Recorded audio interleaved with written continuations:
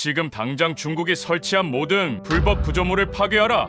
베트남 대통령의 충격 발언에 전 세계가 발칵 뒤집어졌습니다. 새벽 4시 베트남 해양안보 작전실이 일제히 경보음을 울리며 긴급 대응에 나섰습니다. 이것이 단순한 어업 분쟁이 아니었습니다. 중국이 베트남을 굴복시키려는 치밀한 작전이었죠. 세계적인 파장은 불과 며칠 전까지만 해도 미국, 일본, 유럽 그 아무도 손 내밀지 않았습니다. 하지만 대한민국은 다르게 유일하게 움직였습니다. 중국의 경고 따윈 두려워하지 않은 채 말이죠. 단돈 11만 원의 충격적인 한국 제안에 충격적인 결정을 내려버린 베트남 정부. 대체 한국이 베트남 정부에 제안한 것은 무엇일까요? 한국이 제시한 조건은 상상을 초월했습니다. 대체 무슨 일이 벌어진 걸까요? 이야기를 시작하기 앞서 구독과 좋아요 눌러주신다면 더 많은 감동 이야기를 전해드릴 수 있는 월드박스 채널이 됩니다. 자랑스러운 한국을 응원하신다면 대한민국 화이팅! 이라 아래 댓글로 남겨주세요. 지금부터 들려드릴 이야기는 믿기 어려우실 겁니다. 단돈 11만 원이 어떻게 남중국해의 판도를 완전히 뒤바꿀 수 있었는지 말이죠. 새벽 3시 베트남 해양안보청 상황실에 울려 퍼진 경보음. 대형 스크린에 나타난 충격적인 광경에 모든 사람들이 숨을 멈췄습니다. 중국 불법 어선 400척이 우리 영해를 완전히 포위한 상태였거든요. 그날 새벽 3시 저는 급히 울리는 전화벨 소리에 잠에서 깨어났습니다. 차관님 큰일 났습니다. 지금 당장 오셔야 합니다. 상황실 당직 책임자의 목소리가 다급했어요. 평소 침착하기로 유명한 내 중령이 이렇게 당황하는 모습을 본 적이 없었거든요. 15분 후 해양안보청 건물에 도착한 저는 상황실로 뛰어 들어갔습니다. 그리고 평생 잊을 수 없는 광경과 마주했어요. 거대한 전자지도에 표시된 수백 개의 빨간 점들. 마치 바이러스가 퍼지듯 우리 영해 전체를 뒤덮고 있었습니다. 현재 확인된 중국 어선 숫자는 몇 척입니까? 400척입니다. 그리고 계속 증가하고 있어요. 내 중령의 보고에 상황실 안이 얼어붙었어요. 12명의 당직 요원들이 각자의 모니터 앞에서 실시간으로 들어오는 정보를 분석하고 있었지만 모두의 표정이 어두웠습니다. 중국 해경선은 어떻습니까? 15척이 확인됩니다. 완전히 작정하고 온 것 같습니다. 저는 15년 전 아버지를 잃었던 그 악몽이 되살아나는 것을 느꼈어요. 중국 어선과의 충돌로 차가운 바다에서 영원히 돌아오지 못하신 아버지의 모습이 눈앞에 떠올랐습니다. 상황은 시간이 갈수록 악화됐어요. 중국 어선들은 우리 경비선들의 경고 방송을 완전히 무시한 채 조업을 강행했습니다. 더욱 심각한 것은 그들이 체계적으로 움직이고 있다는 점이었어요. 이건 단순한 불법 조업이 아닙니다. 상황 분석관이 지도를 가리키며 설명했어요. 전형적인 기정사실화 전략입니다. 대량의 어선을 보내서 우리 영해를 자신들의 전통 조업지처럼 보이게 만드는 거죠. 그 순간 무전기에서 현장 지휘관의 급박한 목소리가 터져나왔습니다. HQ75에서 긴급 보고합니다. 중국 어선과 충돌했습니다. 상황실의 모든 사람들이 긴장했어요. 스크린에서 HQ75를 나타내는 파란 점이 불규칙하게 깜빡이고 있었습니다. 선체 우연에 3m 구멍이 뚫렸어요. 승무원 12명 전원 구조 요청합니다. 침수가 시작됐습니다. 저는 즉시 구조 작업을 지시했지만 마음속으로는 절망감이 밀려왔어요. 우리의 해양 경비 능력으로는 이런 대규모 침입을 막아낼 수가 없었거든요. 30분 후 구조 작업은 완료됐지만 3명의 승무원이 실종됐다는 보고가 들어왔습니다. 모두 젊은 청년들이었어요. 각 결혼한 신혼부부 응웬반 투씨와 레티란, 그리고 내년에 대학 진학을 꿈꾸던 19살 판바나이였죠. 우리 바다에서 우리 청년들이 실종됐는데 우리는 속수무책이구나. 그때 더욱 충격적인 소식이 들려왔어요. 중국 외교부에서 공식 성명을 발표한 거였습니다. 중국 어선들은 자국 영해에서 합법적으로 조업 중이었다. 베트남의 일방적 도발이 사고의 원인이다. 저는 분노로 주먹을 꽉 쥐었어요. 우리 영해에서 우리 국민들이 위험에 빠졌는데 오히려 우리가 도발자라니요. 다음 날 오전 국방부에서 긴급 회의가 열렸습니다. 국방장관, 외교장관, 그리고 주요 참모들이 모였지만 논의 끝에 나온 결론은 절망적이었어요. 외교적 항의는 이미 수십 번 했습니다. 중국은 계속 무시하고 있고요. 해군 파견은 어떻습니까? 우리 해군력으론 중국과 상대가 안 됩니다. 중국 해군 함정 350척에 최신 이지스함까지 보유하고 있는 반면 우리는 고작 40척의 낡은 초계함들 뿐이거든요. 회의실이 무거운 침묵에 잠겼어요. 모든 사람들이 현실의 벽 앞에서 무력감을 느끼고 있었습니다. 미국의 도움을 요청해보면 어떨까요? 외교장관의 제안에 모두가 고개를 저었어요. 우리 모두 알고 있었거든요. 미국은 중국과의 전면, 대결을 원하지 않을 거라는 거요. 실제로 그랬어요. 미국 국무부는 형식적인 우려 표명만 했을 뿐이었습니다. 일본도, 유럽도 마찬가지였어요. 모두 자국의 경제적 이해관계를 우선시했죠. 회의가 끝나고 저는 홀로 사무실에 남았습니다. 창밖으로 보이는 바다는 평온해 보였지만 그 아래서는 치열한 갈등이 벌어지고 있었어요. 그때 제 머릿속에 아버지의 마지막 말씀이 떠올랐습니다. 투하나, 진짜 형제는 어려울 때 나타나는 법이다.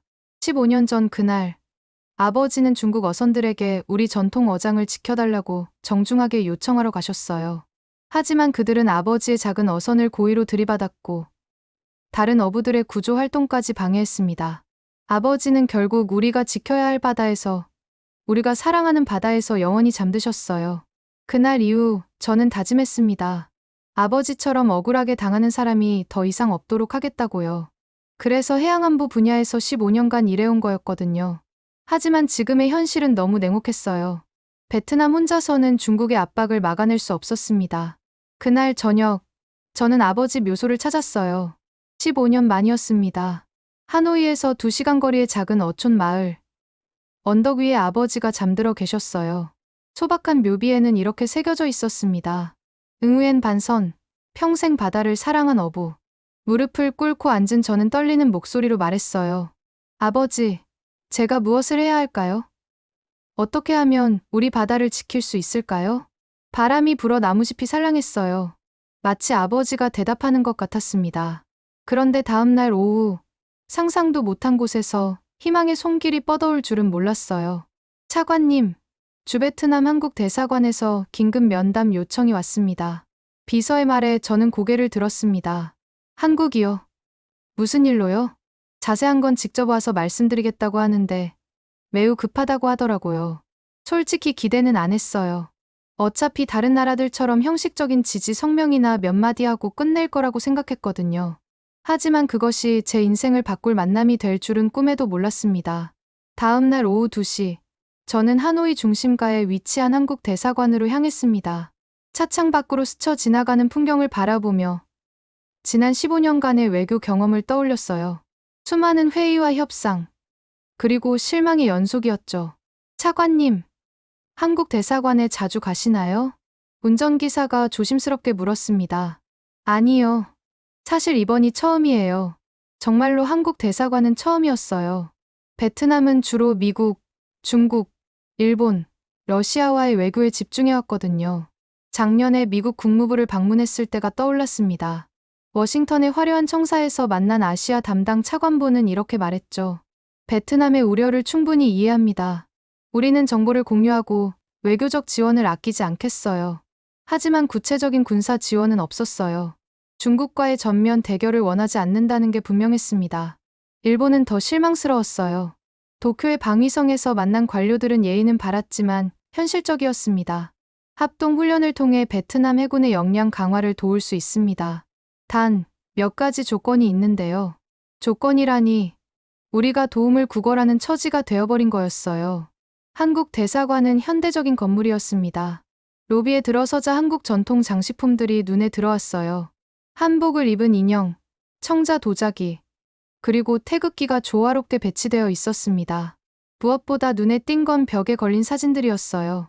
베트남 전쟁 당시 한국군 파병 관련 자료들이 전시되어 있었습니다. 백마부대, 청룡부대, 맹호부대라는 이름들이 보였어요. 저희가 함께 싸웠던 역사가 있군요. 한국어를 유창하게 구사하는 베트남 직원이 안내했습니다. 응우엔 반투한 차관님이시죠? 김성호 공사가 기다리고 계십니다.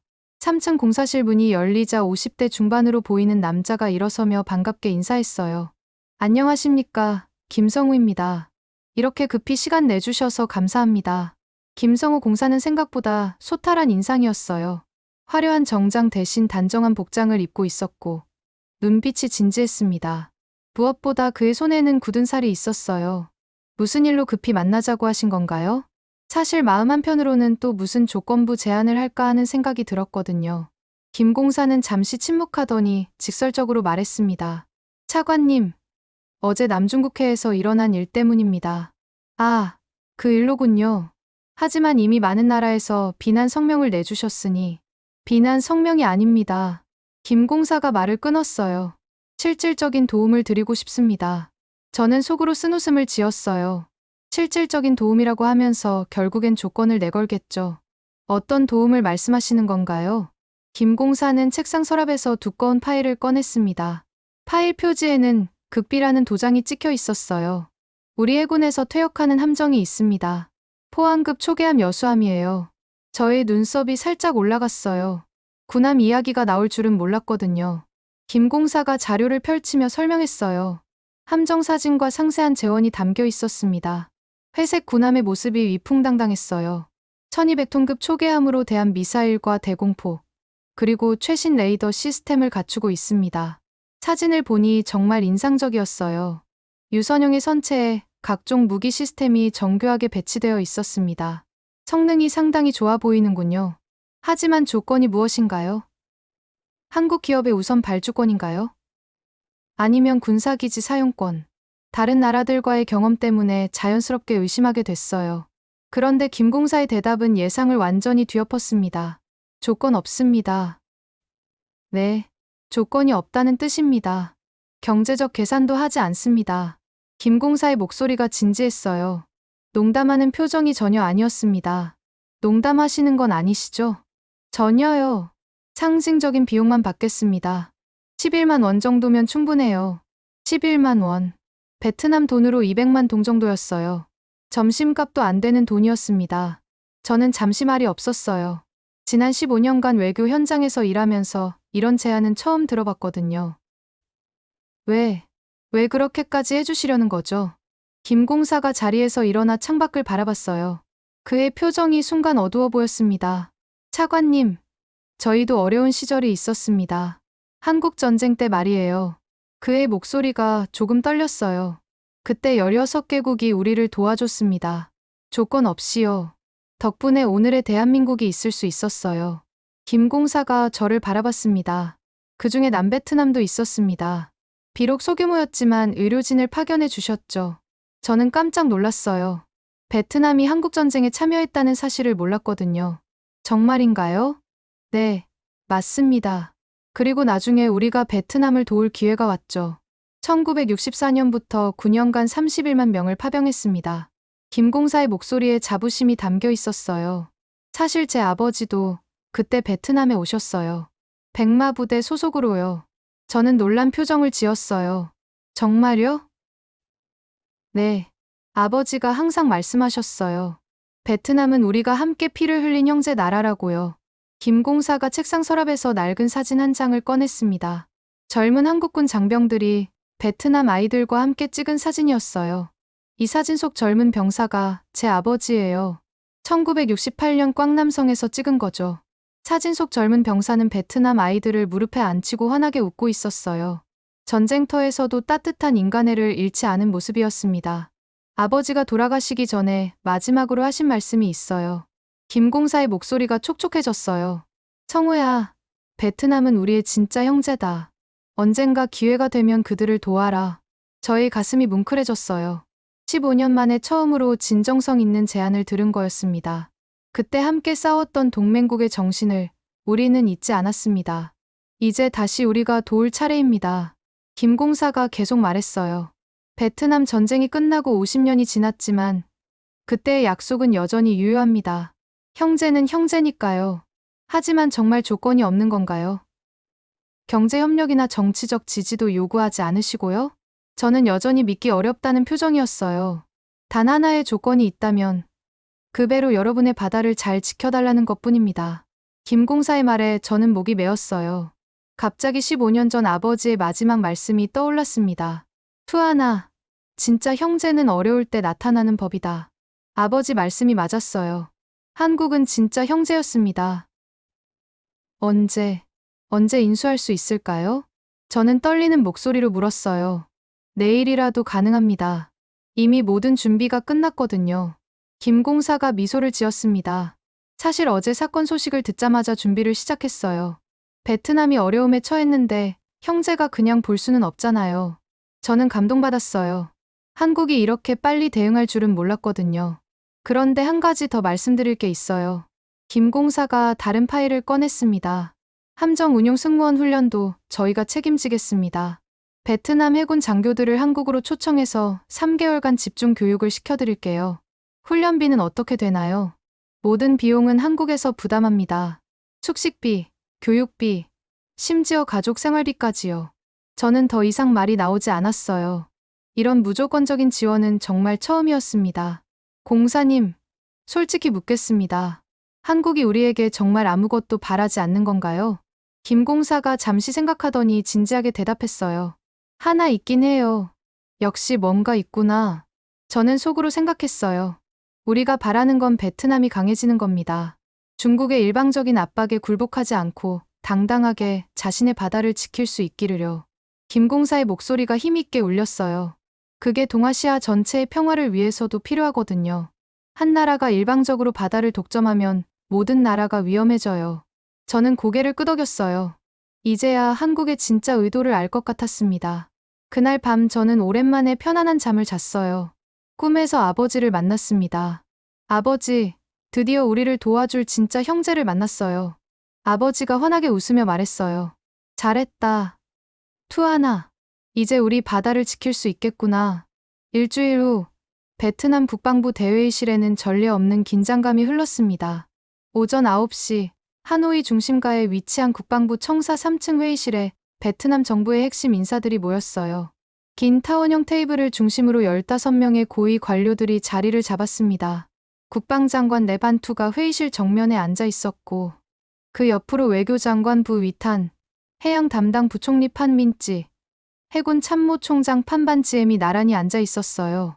제가 한국의 제안을 보고하자 회의실 안이 조용해졌어요. 침묵이 너무 길어서 벽시계 소리까지 들릴 정도였습니다. 11만 원이라고 하셨습니까? 국방장관 레반투가 다시 한번 확인했어요. 그의 목소리에는 믿기 어렵다는 뉘앙스가 담겨 있었습니다. 네, 맞습니다. 1200톤급 포항급 초계함을 11만 원에 양도하겠다고 했어요. 저는 고개를 끄덕였습니다. 일주일이 지났는데도 아직 믿기 어려웠거든요. 회의실에 침묵이 흘렀어요. 베트남 정부 고위 인사들이 이런 일에 당황하는 것도 당연했습니다. 이전까지는 모든 국제 거래에 반드시 대가나 조건이 따랐거든요. 외교장관 부 위탄이 조심스럽게 입을 열었습니다. 차관님, 혹시 숨겨진 조건이 있는 건 아닐까요? 경제협력이나 군사기지 사용권 같은. 부장관은 30년간 외교계에서 일해온 베테랑이었어요. 그만큼 국제관계의 현실을 잘 알고 있었죠. 아닙니다. 제가 몇 번이나 확인했어요. 진짜 조건이 없다고 하더라고요. 저희 대답에 회의실이 다시 조용해졌어요. 해양 담당 부총리 판민지가 의구심을 표했습니다. 그렇다면 이건 함정일 수도 있지 않을까요? 나중에 정치적 대가를 요구할 수도 있고요. 판 부총리는 신중한 성격으로 유명했어요. 모든 일을 여러 번 검토하고 또 검토하는 스타일이었죠. 예를 들어 남중국해에서 중국과 분쟁이 생겼을 때 한국 편을 들어달라고 할 수도 있잖아요. 재정경제부 차관 응우엔트 관이 더 현실적인 우려를 제기했어요. 아니면 한국 기업에게 특혜를 달라고 할 수도 있고요. 조선업이나 반도체 분야에서 말이에요. 이런 우려들은 충분히 이해할 만했어요. 지금까지 베트남이 경험한 국제관계는 철저히 계산적이었거든요. 중국은 투자를 빌미로 항만 사용권을 요구했고 미국은 군사 지원 대신 정치적 협조를 원했어요. 해군 참모총장 판반지엠이 함정 자료를 들여다보며 말했습니다. 이 함정 사양을 보니까 정말 좋네요. 대한 미사일 하푼 8발, 76mm 한 포, 그리고 최신 레이더 시스템까지. 그는 잠시 말을 멈췄다가 고개를 저었어요. 시장가로 따지면 최소 500억 동은 되는 함정입니다. 도저히 이해가 안 되네요. 판 총장은 40년간 해군에서 복무한 베테랑이었어요. 군함의 가치를 누구보다 잘 알고 있었죠. 이 함정 하나면 우리 해군 전력이 30% 이상 향상될 겁니다. 정보부 차관 레 드카이가 다른 관점에서 접근했어요. 혹시 이게 한국의 정보 수집책은 아닐까요? 우리 해군 기밀을 파악하려는. 그건 아닌 것 같습니다. 저는 고개를 저었어요. 오히려 한국에서 우리 해군 승무원들을 한국으로 초청해서 교육시켜 주겠다고 했어요. 모든 비용을 한국에서 부담한다면서요. 이 말에 회의실 분위기가 또 다시 바뀌었어요. 정말 그렇게 말했나요? 네. 3개월간 집중 교육을 받을 수 있다고 했어요. 최신 함정 운용 기술부터 해양 전술까지 모든 걸 가르쳐 주겠다고 하더라고요. 국방장관이 턱을 만지며 깊은 생각에 잠겼어요. 그럼 우리가 받게 되는 건 함정 하나가 아니라 해군 역량 전체의 업그레이드군요. 외교장관이 현실적인 문제를 제기했습니다. 하지만 중국의 반응이 걱정됩니다. 우리가 한국으로부터 군함을 받는다면 중국이 가만히 있을까요?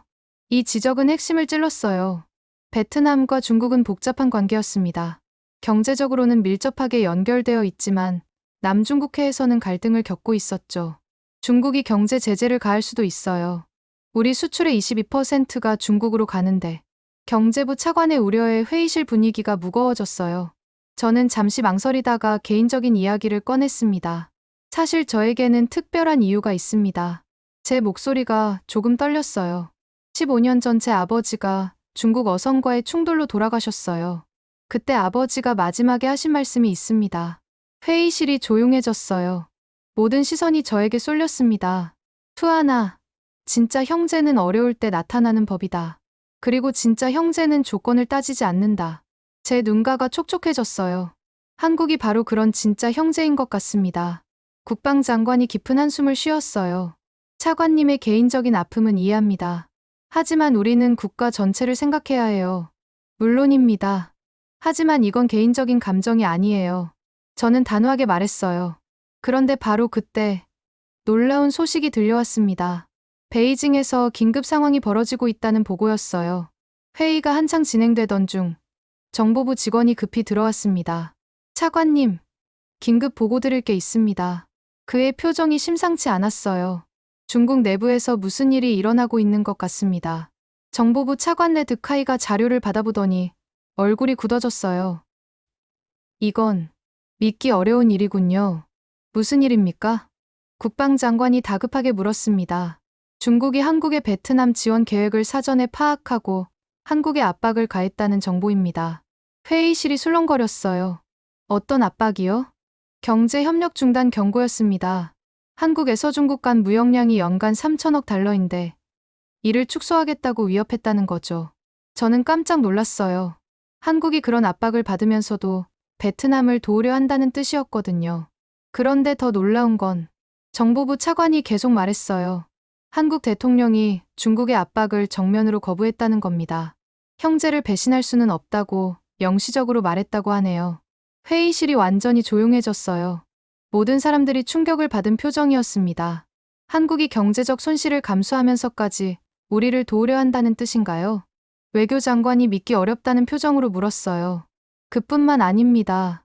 정보부 차관이 또 다른 자료를 꺼냈어요. 한국 내에서 베트남 지원 여론이 대단히 높다는 조사 결과도 있습니다. 베트남 전쟁 참전용사 가족들이 정부에 지속적으로 압력을 가했고, 심지어 일반 국민들까지 베트남 지원을 요구하는 서명 운동을 벌였다고 하네요. 저는 가슴이 뭉클해졌어요. 한국 국민들이 그렇게까지 베트남을 생각해주고 있었다니요. 그런데 더 흥미로운 건 중국 내부 상황입니다. 정보부 차관의 말에 모든 사람들이 집중했어요. 중국 해군 내부에서도 의견이 분분하다는 겁니다.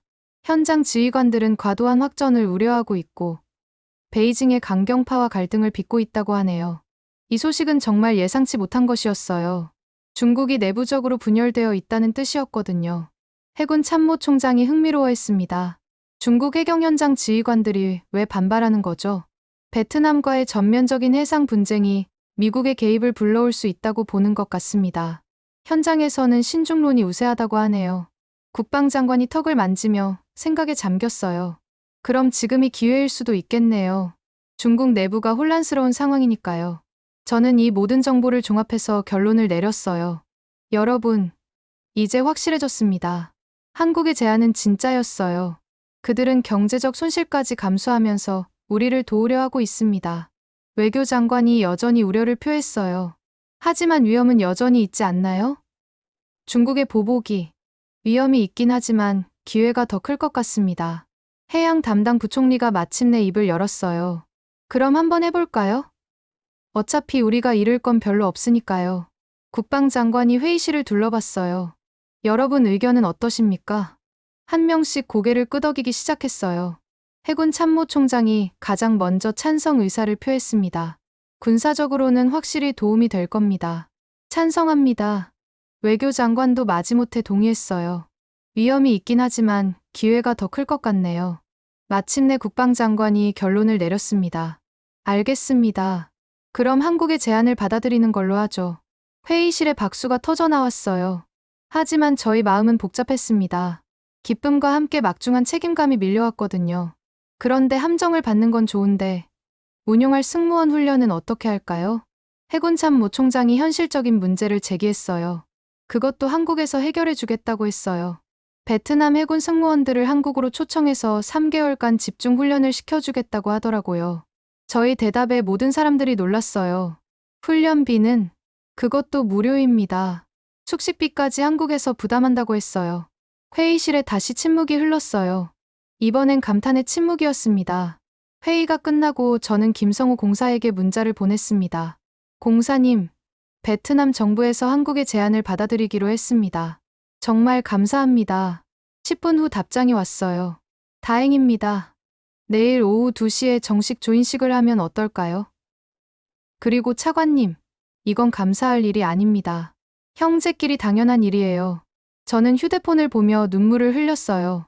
기쁨의 눈물이었습니다. 이틀 후, 다낭 해군기지에는 베트남 역사상 가장 특별한 인수식이 열렸습니다. 새벽 6시부터 해군 장병들이 부산하게 움직였어요. 오늘은 한국에서 온 회색 군함, 여수함을 정식으로 인수받는 날이었거든요. 저는 일찍 도착해서 부두의 정박한 함정을 바라봤습니다. 멀리서 봐도 위풍당당했어요. 1200톤급이라는 게 믿어지지 않을 정도로 크고 든든해 보였습니다. 회색으로 칠해진 선체가 아침 햇살을 받아 은빛으로 빛나고 있었어요. 함교 위에는 각종 레이더와 통신 안테나들이 정교하게 배치되어 있었고 함포와 미사일 발사대가 위협적이면서도 아름다운 조화를 이루고 있었습니다. 저게 정말 11만 원짜리 배인가요? 옆에 있던 해군 중령 응우엔 득투가 중얼거렸어요. 저도 실감이 나지 않았습니다. 오전 10시 인수식이 시작됐습니다. 베트남 국방장관 레반 투와 주베트남 한국 대사 박노환 그리고 한국 해군 관계자들이 참석했어요. 부두에는 200여 명의 베트남 해군 장병들이 도열해 있었습니다. 모두들 긴장한 표정이었지만 눈빛은 기대로 가득했어요. 한국에서 온 박철수 준장이 마이크 앞에 섰습니다. 오늘 우리는 단순히 함정 한 척을 인도하는 것이 아닙니다. 그의 목소리가 부두 전체에 울렸어요. 이는 두 나라 간의 우정과 신뢰를 상징하는 다리를 놓는 일입니다. 박 준장이 저를 바라보며 말했어요. 이 함정의 이름은 여수함입니다. 여수는 한국의 아름다운 항구 도시죠. 하지만 이제 이 배는 베트남의 바다를 지키는 파수꾼이 될 겁니다. 그리고 박 준장이 특별한 이야기를 들려줬어요. 사실 이 함정에는 특별한 역사가 있습니다. 지난 20년간 한국의 동해와 서해를 지켜왔거든요. 참석자들이 집중해서 들었어요. 2002년 제2연 평해전 때도 이 함정이 참여했습니다. 북한의 도발을 막아낸 영광스러운 역사가 있어요. 제 가슴이 뭉클해졌습니다. 단순한 중고 군함이 아니라 실전 경험이 있는 검증된 함정이었던 거예요. 이제 베트남 국방장관의 답사 차례였습니다. 레반투 장관이 마이크 앞에 서더니 감동적인 말을 했어요. 오늘 우리는 배 한 척을 받는 게 아닙니다. 그의 목소리가 떨렸어요. 우리는 동맹을 받는 겁니다. 믿음을 받는 거예요. 그리고 형제의 마음을 받는 것입니다. 회장의 박수가 터져 나왔어요. 인수식이 끝나고 저는 함정 내부를 둘러봤습니다. 한국 해군이 얼마나 세심하게 정비했는지 알 수 있었어요. 모든 장비가 새 것처럼 깨끗했고 페인트 칠도 새로 해놨습니다. 함교에서 한국 해군 이병철 대령을 만났어요. 대령님, 이 함정을 정비하는데 얼마나 걸렸나요? 석 달 정도 걸렸습니다. 저희가 직접 사용하는 함정보다 더 꼼꼼하게 정비했어요. 이 대령이 자랑스럽게 말했어요. 엔진도 완전히 오버홀했고 전자 장비도 최신 버전으로 업그레이드했습니다. 저는 놀랐어요. 그러면 정비비만 해도 엄청날 텐데요. 그건 걱정하지 마세요. 저희가 형제한테 망가진 물건을 줄 수는 없잖아요. 일주일 후 충격적인 소식이 들려왔습니다. 중국 불법 어선 270척이 다시 우리 영해로 침입했다는 거였어요. 새벽 5시 다낭 해군기지에 비상이 걸렸습니다. 이번에는 여수함의 첫 실전 투입 시간이었어요. 전함대 출항 준비 완료. 항해 시작. 여수함 함장 레 바나이 중령이 브리지에서 명령했습니다. 여수함의 엔진 소리가 바다 전체에 울렸어요. 출항 후 1시간, 여수함은 중국 어선들이 몰려있는 해역에 도착했어요.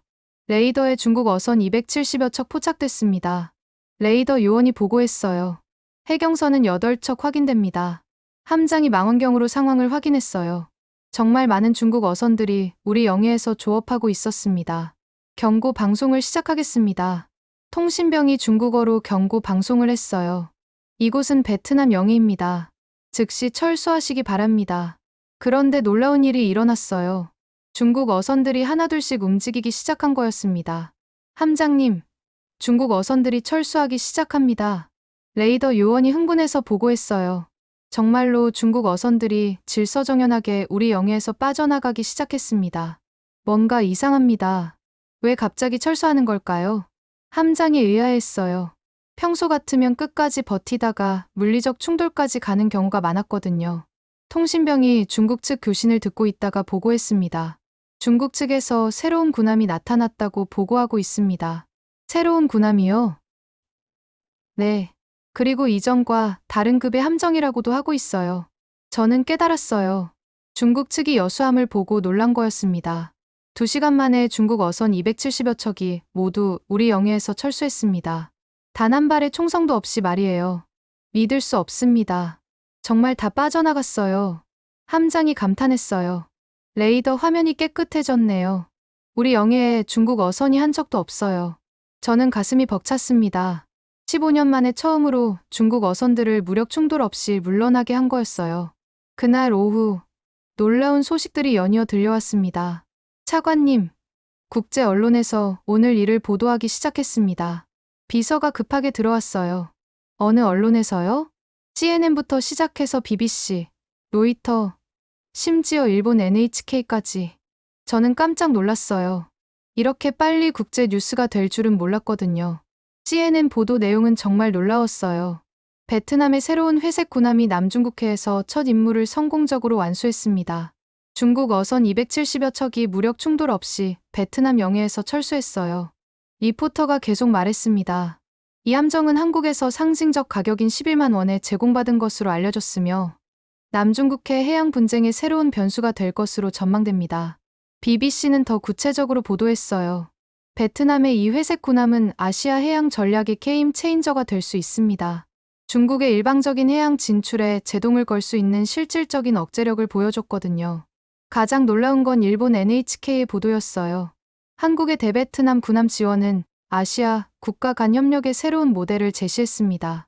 강대국의 압박에 맞서는 중소국가들의 연대가 실질적인 효과를 보여주고 있어요.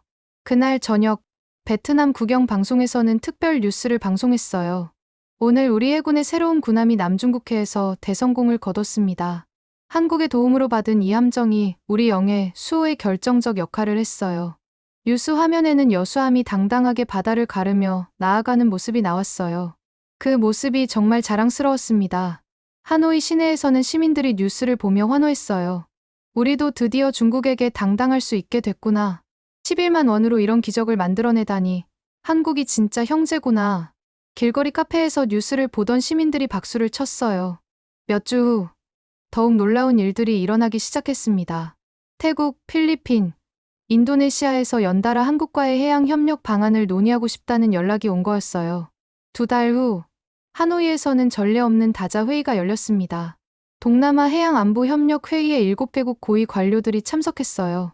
제가 회의를 진행했어요. 오늘 우리가 모인 이유는 단순합니다. 더 이상 혼자서는 해결할 수 없는 문제들이 있기 때문입니다. 필리핀 대표가 혁신적인 제안을 했어요. 우리끼리 해양 안보 협력체를 만들면 어떨까요? 한국이 중심이 되는 게 아니라 우리가 중심이 되고 한국은 파트너로 참여하는 방식으로요. 말레이시아 대표가 덧붙였어요. 11만 원 정신을 우리 협력체의 기본 철학으로 삼는 건 어떨까요? 조건 없는 지원, 상호 존중, 그리고 평화를 위한 협력 말이에요. 회의 결과는 놀라웠어요. 7개국이 동남아 해양평화협력체를 만들기로 합의한 거였습니다. 그날 저녁, 국제 언론들이 일제히 보도했어요. CNN은 한국의 베트남 군함 지원이 동남아시아 전체의 지형을 바꾸고 있다고 보도했고, BBC는 한국은 무기를 팔지 않습니다. 신뢰를 공유합니다라고 분석했어요. 한 달 후, 서울에서 한국과 함께 동남아 해양 평화 포럼이 열렸어요. 한국 대통령이 직접 참석해서 말했습니다. 오늘 우리가 함께 만들어가는 것은 새로운 안보 모델입니다. 강제가 아닌 협력, 지배가 아닌 상생입니다. 포럼 결과로 한해서 동남아 해양 평화 협정이 체결됐어요. 핵심 내용은 이랬습니다. 첫째, 군사 지원에 정치적 조건을 붙이지 않는다. 둘째, 상호 존중을 바탕으로 한 평등한 협력을 한다. 셋째, 11만 원 정신을 협력의 기본 철학으로 삼는다. 저는 협정서에 서명하며 감격했어요. 6개월 후 놀라운 소식들이 연이어 들려왔어요. 태국이 초계함 한 척을, 인도네시아는 순찰함 3척을, 말레이시아는 해양 감시 시스템을 한국으로부터 지원받았습니다. 모든 거래가 11만 원에 이루어졌어요. 더 놀라운 건 아프리카와 남미 국가들까지 관심을 보이기 시작한 거였어요. 1년 후 유엔 본부에서 평화를 위한 새로운 협력 모델 포럼이 열렸습니다. 유엔 사무총장이 말했어요. 한국이 제시한 11만 원 모델은 21세기 평화 외교의 새로운 패러다임입니다. 제가 연단에 서서 발표했어요. 11만 원은 돈이 아니었습니다. 그것은 희망이었어요. 한국이 우리에게 준 건 군함이 아니라 형제의 마음이었습니다. 박수가 터져나왔어요. 베트남으로 돌아온 저는 다낭 해군기지를 찾았어요. 여수함이 여전히 그 자리에 있었습니다. 묵묵히 베트남의 바다를 지키고 있었어요. 함정 앞에서 저는 다짐했습니다. 이제 정말 시작이야. 11만 원 정신을 전 세계에 알려야 해. 평화는 돈으로 사는 게 아니라 마음으로 만드는 거라는 걸. 회색 군함은 말이 없었어요. 하지만 그 침묵 속에 모든 이야기가 담겨 있었습니다. 한국과 베트남의 형제의 이야기, 11만 원의 기적 이야기, 그리고 평화를 향한 희망의 이야기가 말이에요. 그리고 그 배는 오늘도, 내일도 계속해서 베트남의 바다를 지킬 거예요. 11만 원짜리 기적이 영원히 계속될 수 있도록 동남아시아의 바다에서 시작된 평화의 물결이 전 세계로 퍼져나갈 수 있도록 말입니다. 바다에서 불어오는 바람이 따뜻했어요. 평화의 바람이었습니다. 여러분은 이 이야기를 어떻게 보셨나요? 진정한 형제애와 조건 없는 우정으로 세계 평화에 기여하는 대한민국의 모습이 정말 자랑스럽습니다. 구독과 좋아요로 응원해주시면 더욱 재미있는 이야기로 찾아뵙겠습니다. 해외 감동 사연을 소개해드리는 월드박스였습니다. 감사합니다.